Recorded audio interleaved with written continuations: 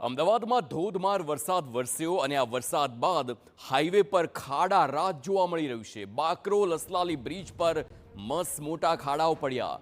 Bridge પર રસ્તાઓમાં સળિયા દેખાવા લાગ્યા। બ્રિજની બંને બાજુ મોટા ખાડા જોવા મળ્યા। બ્રિજ પર નાના તેમજ મોટા વાહનો પણ પસાર થાય છે। બ્રિજ પરના ખાડાઓના કારણે વાહન ચાલકોને મુશ્કેલી। બ્રિજ વચ્ચેના જોડાણમાં પણ તિરાડો જોવા મળી। અમદાવાદ શહેર ને આસપાસના જે ગ્રામ્ય વિસ્તાર છે ત્યાં 2 દિવસ ભારે અને અતિભારે વરસાદ વરસ્યો હતો, અને પરંતુ વરસાદ બાદ હવે પરિસ્થિતિ છે તે અલગ પ્રકારની જોવા મળે છે। અત્યારે જે TV9ની ટીમ છે તે બાકરોલથી અસલાલી તરફ જતો આ SP રિંગ રોડ અને તેના ઉપરનો આ બ્રિજ છે, દ્રશ્યો જુઓ કે ફક્ત થોડા જ વરસાદની અંદર રોડની પરિસ્થિતિ શું થઈ ગઈ છે।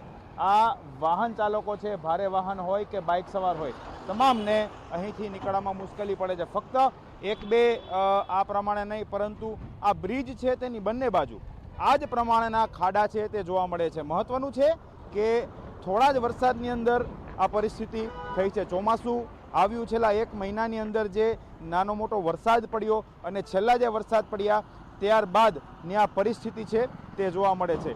વાહન ચાલકો જે રોડમાં જે બ્રિજ છે તેની ઉપર રોડના સળિયા સુધી દેખાય ત્યાં સુધીના ખાડા છે તે અહીં જોવા મળે છે, અને તેને જ કારણે 24 કલાક જ્યારથી વાહનો અહીંથી નીકળી રહ્યા છે ટ્રાફિક જામની પરિસ્થિતિ છે તે જ જોવા મળે છે।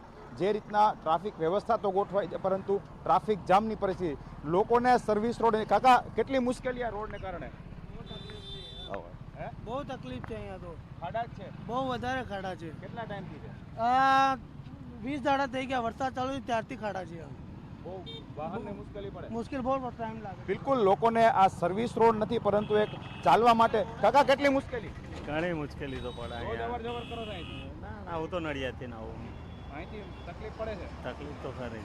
બિલકુલ આ દ્રશ્યો જોવો કે બાઇક ચાલકો છે તેને અહીંથી નીકળવું પડે છે। આપ આ રોડ ઉપર અવર જવર કરતા હશો, કેટલી મુશ્કેલી પડે છે? અતિશય મુશ્કેલી પડે છે, ખાડા છે, અતિશય ખાડા છે, ઘણીવાર અકસ્માત થવાની શક્યતા રહે છે। ચોક્કસ આપ રેગ્યુલર નીકળો છો? રેગ્યુલર જવું પડે છે। બિલકુલ લોકો અહીંથી રેગ્યુલર નીકળે છે અને બાઇક ઉપર નીકળી રહ્યા છે, અને જે રીતના આ દ્રશ્યો જો કે અહીં જે છે ખાડારાજ કહી શકાય તે પ્રમાણેની પરિસ્થિતિ છે તે જોવા મળે છે।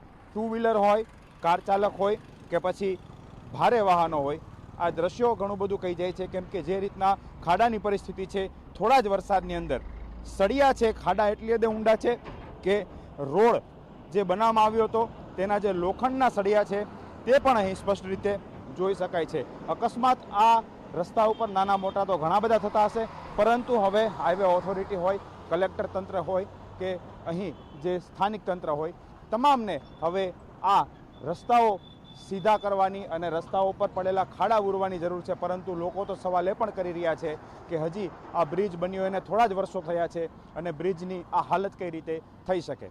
કેમેરા પર્સન મહેશ સાથે હરીન માત્રાવાડિયા, TV9।